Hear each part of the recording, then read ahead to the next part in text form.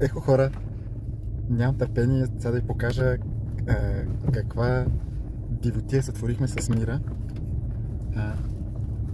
Купихме си мега яка къщичка в село Ковачевци.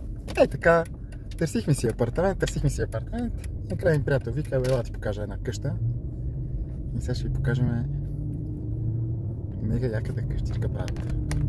В петък взех нотариалния акт и нямах търпение да дойдеме и да почнем да я подготвяме, нали, за ремонт. Мислим доста от нещата си ги направим самички, но има неща, да ще заложим на майстори, просто защото, нали, не разбираме. Примерно покриви, ВИК, някакви такива. Електричество хубаво е, нали, да не се занимаваме с електричество. И така. Малко пътя е кален, обаче като цяло е готино. В смисъл, не се налага да дигаме колата.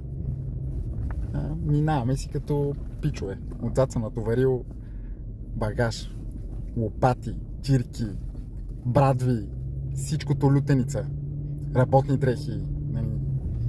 Изобщо нямам търпение да отидем и да почнем да правим някакви нещица по нея. Мале. Дали не съм мута? Добре, минахме тук през страшното и продължаваме. Още малко.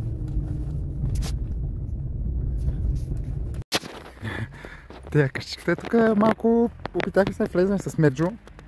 Ама той понеже само с задно и гледай какво станават. Едва го карахме го, а после едва го изкарахме. Обаче няма търпение да ви покажа къщичката. Така.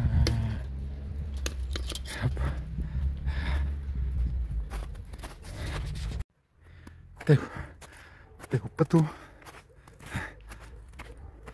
Бойчо и трябва да си търси 4x4. Така.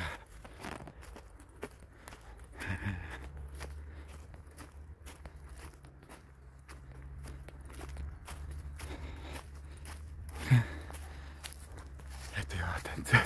Добре. Ето е Мира.